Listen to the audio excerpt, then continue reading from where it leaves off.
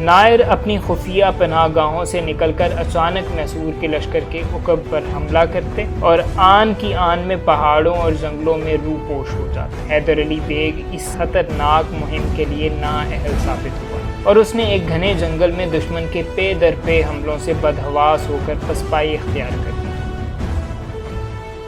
معاہدہ منگلور کی روح سے میسور اور ایسٹ انڈیا کمپنی کی دوسری جنگ کا خاتمہ فوجی اور سیاسی لحاظ سے سلطان ٹیپو کی ایک بہت بڑی فتح تھی۔ انگریزوں نے میر نظام علی اور مرہٹوں کے تعاون کے بھروسے پر جنگ شروع کی تھی اور ابتدا میں ان کی کامیابیاں حوصلہ افزا تھیں، تاہم نظام اور مرہٹے جنگ کے نتائج کے متعلق پورا اطمینان حاصل کیے بغیر میدان میں کودنے کے لیے تیار نہ تھے۔ بڈنور کی فتح کے بعد انگریزوں کو یہ امید ہو گئی تھی کہ اب ان کے مشکوک حلیف مال غنیمت میں حصہ دار بننے کے لیے میسور پر اچانک یلغار کر دیں گے، لیکن جنگ کے دوسرے دور میں میسور کا زخمی شیر اپنے فولادی پنجے انگریزوں کے سینے میں گاڑ چکا تھا اور وہ گدھ جنہیں گھرے ہوئے شکار پر جھپٹنے کی دعوت دی جا رہی تھی اپنے نشیمن سے ایک بدلی ہوئی صورتحال کا مشاہدہ کر رہے تھے۔ انگریزوں نے اس وقت صلح کا جھنڈا بلند کیا تھا جب منگلور میں ان کے میسور لشکر کو کسی فوری مدد کی امید نہ تھی۔ سلطان کے توپ خانے کی بے پناہ گولہ باری کے باعث قلعے کی دیواریں ایک ایک کر کے منہدم ہو رہی تھیں، رسد اور بارود کے ذخیرے ختم ہو چکے تھے۔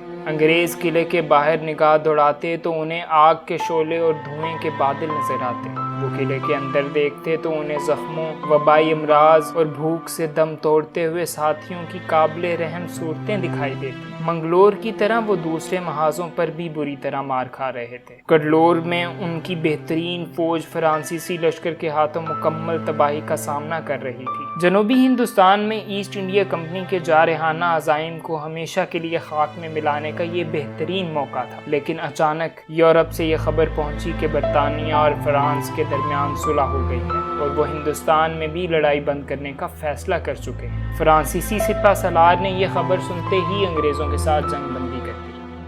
فرانس کے تعاون سے محروم ہو جانے کے باوجود سلطان ٹیپو کے پاس اتنی طاقت تھی کہ وہ انگریزوں پر ایک فیصلہ کن ضرب لگا سکتا تھا، لیکن جنگ جاری رکھنے کی صورت میں سلطان کو ایک طرف نظام اور مرہٹوں کے حملے کا خدشہ تھا اور دوسری طرف اس کے لیے ان باج گزار راجوں اور پالیگاروں کی سرگرمیاں ایک خطرہ عظیم بن چکی تھیں، جنہوں نے انگریزوں، مرہٹوں اور میر نظام علی کی شہ پر بغاوت کے جھنڈے بلند کر دیے تھے۔ اس کے علاوہ سلطان ٹیپو محض ایک اول العزم سپاہی ہی نہ تھا، بلکہ وہ ایک انتھک معمار بھی تھا۔ رایا کی فلاح و ترقی کے ساتھ اس کی دلچسپی کا یہ عالم تھا کہ وہ جنگ کے میدان میں بھی دریاؤں پر بند باندھنے، نہریں کھودنے، بنجر زمینیں آباد کرنے، سڑکیں تعمیر کرنے اور صنعت و حرفت کو ترقی دینے کے علاوہ عوام کی تعلیمی اور معاشرتی حالت سدھارنے کے عظیم منصوبے تیار کرتا تھا۔ میسور کے عوام کی ترقی و خوشحالی کے متعلق اپنے سپنوں کی تعبیر کے لیے اسے امن کی ضرورت تھی، لیکن اس کے دشمن یہ سمجھ چکے تھے کہ سلطان ٹیپو ان کے راستے کا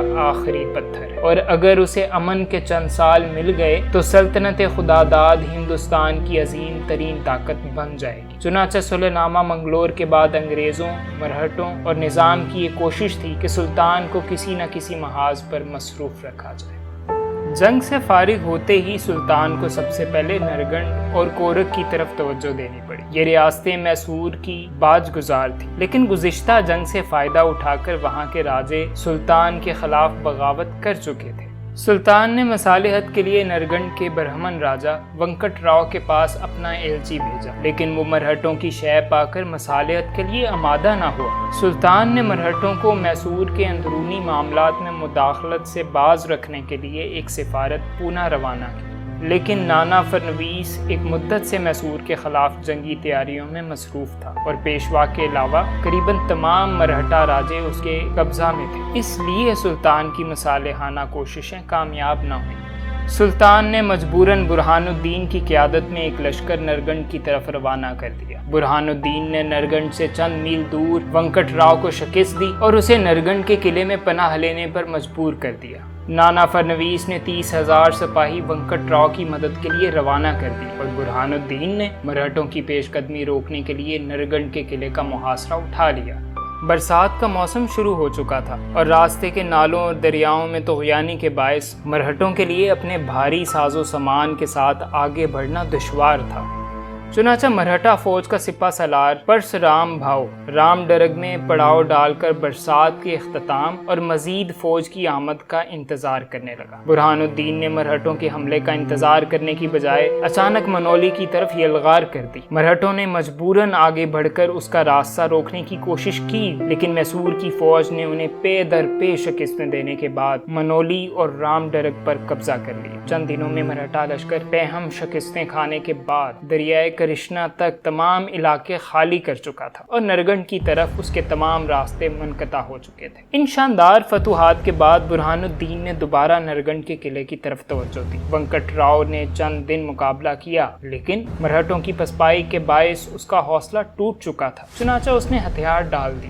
نرگنڈ کا قلعہ فتح کرنے کے بعد برہان الدین نے وینکٹ راؤ کے دوسرے حلیف راجوں اور پالیگاروں پر چڑھائی کر دی اور کٹھور، ودوواد، خانہ پور اور جمبوٹی کے قلعے فتح کر لیے۔ قریباً اسی زمانے میں سلطان کی فوج کا ایک اور سالار حیدر علی بیگ کورگ کے نائروں کی بغاوت روکنے میں مصروف تھا۔ کورگ کی مہم جس قدر اہم تھی اسی قدر مشکل تھی۔ یہ علاقہ مغربی گھاٹ کے ان پہاڑوں میں واقع ہے جہاں سال میں 6 مہینے لگاتار بارش ہوتی ہے۔ پہاڑوں کے دامن میں چشموں اور خوشنما جھیلوں کے علاوہ بانس، ساگوان، سندل اور دوسرے درختوں کے گھنے جنگل تھے، جن میں جگہ جگہ شیروں اور چیتوں کے علاوہ ہاتھیوں کے ریوڑ بھی دکھائی دیتے تھے۔ کہیں کہیں وادیوں کے نشیب میں جنگلوں کی بجائے دھان کے کھیت اور پھلدار درختوں کے باغ نظر آتے تھے۔ کورگ میں نائر قوم کے قد آور، سڈول اور صحت مند باشندے تہذیب و تمدن کے الفاظ سے ناآشنا تھے۔ مردوں کی طرح عورتیں بھی نیم عریاں لباس میں رہتی تھیں۔ ہمسایہ اضلاع کے بہت کم لوگ کورگ کے دشوار گزار پہاڑوں اور جنگلوں کا رخ کرنے کی جرت کرتے تھے۔ متمدن ہندوستان کے لیے اس علاقے کے باشندوں